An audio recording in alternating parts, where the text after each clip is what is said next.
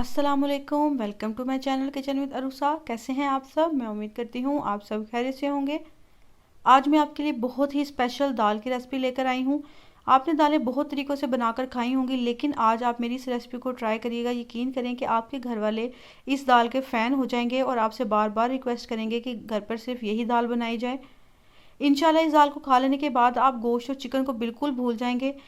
कुछ अहम टिप्स और ट्रिक्स के ज़रिए से मैं आपको बताऊंगी कि किस तरह से आप अपनी दाल का फ्लेवर जो है वो बहुत ज़्यादा बढ़ा देंगे। बहुत ज़्यादा ये मज़ेदार बनती है और बहुत जल्दी ये बनकर तैयार हो जाती है। आप इसको अपने दावतों में अपने मेहमानों को सर्व करें। यकीन करें कि आपके मेहमान इस दाल के दीवाने हो जाएंगे और उंगलियां चाटने पर मजबूर हो जाएंगे। चलिए इसको बनाना स्टार्ट करते हैं। इसके लिए सबसे पहले मैंने यहाँ पर टोटल 1 कप दाल ली है।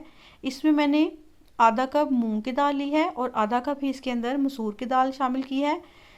दोनों दालों को मिक्स करने के बाद अच्छे तरीके से 2 से 3 दफ़ा पानी से धो लेंगे।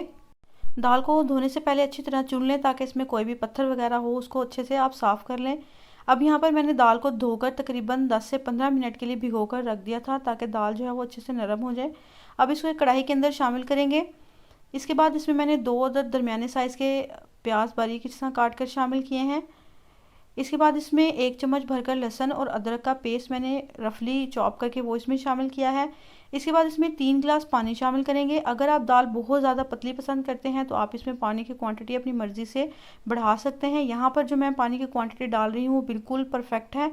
अब यहाँ पर मैंने आधा चम्मच नमक शामिल किया है, आधा चम्मच इसके अंदर हल्दी शामिल करेंगे, 1 चम्मच इसमें सुरख मिर्च पाउडर शामिल करेंगे और 1 अदद दरमियाने साइज़ का टमाटर इस तरह से बारीक काट कर वो इसके अंदर शामिल करेंगे और इसको ढककर तकरीबन 10 से 15 मिनट लगेंगे इसको अच्छे तरीके से गलने में। तो इसको हम गलने तक पका लेंगे। अगर आप इसको प्रेशर कुकर लगाएंगे तो 4 से 5 मिनट की सीटी आपने इसमें लगानी है और दाल आपकी जो है वो अच्छे तरीके से गल जाएगी। अब आप यहाँ पर देख रहे हैं कि 20 मिनट के बाद दाल जो है वो हमारी अच्छे तरीके से गल गई है और इस तरह से हल्की हल्की गाढ़ी हो गई है। आप इसको अच्छे तरीके से मिक्स करें और चमचे की मदद से इसको हल्के हल्के मैश कर लें ताकि इसमें जो टमाटर है वो भी अच्छे तरीके से मिक्स हो जाए और जो प्याज इसमें थोड़ा बहुत रह गया होगा वो भी अच्छे तरीके से इसके अंदर दाल में मिक्स हो जाए। दाल को हमने बहुत ज़्यादा गाढ़ा नहीं करना। ये दाल जो है वो हल्की हल्की रनी सी कंसिस्टेंसी में ही खाने में मज़ा आता है। जब आप इसको चावलों के साथ सर्व करेंगे बहुत ज़्यादा ये मज़ेदार लगेगी।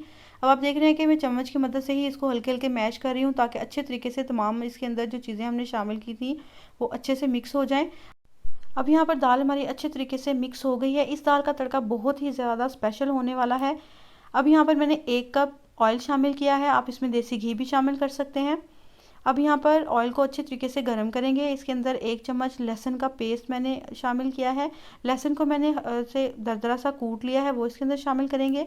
लहसुन का हमने बहुत ज़्यादा गोल्डन कलर लेकर नहीं आना, बस जब इस पर हल्का हल्का सुनहरा कलर आ जाएगा इसको हमने तब तक पकाना है।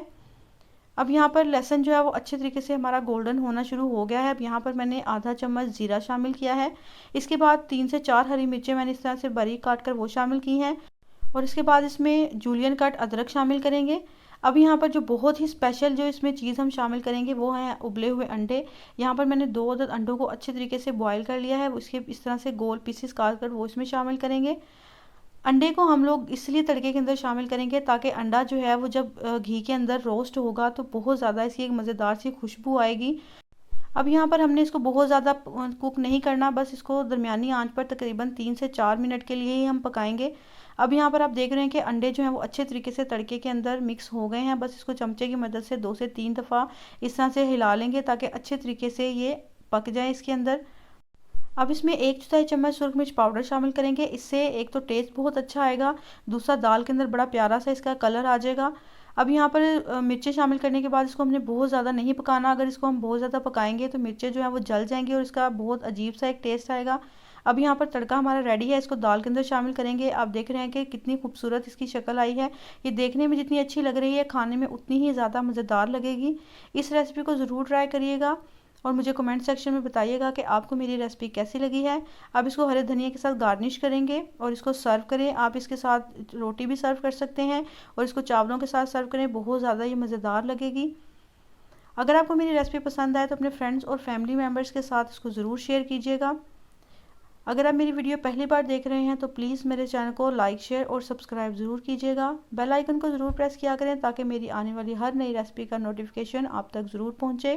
आप देख रहे हैं कि कितनी मज़ेदार इसकी लुक आई है। इसको ज़रूर ट्राई करिएगा। इंशाल्लाह इसको खा लेने के बाद आप गोश्त और चिकन को बिल्कुल ही भूल जाएंगे। बहुत ज़्यादा ये आपके घर वालों को पसंद आएगी। आप देख रहे हैं कि कितनी अच्छे तरीके से इसके अंदर प्याज और हर चीज़ जो हमने शामिल की थी वो अच्छे से इसमें मिक्स हो गई है। इस रेसिपी को ज़रूर ट्राई करिएगा। मुझे दुआओं में याद रखिएगा। अल्लाह हाफिज़।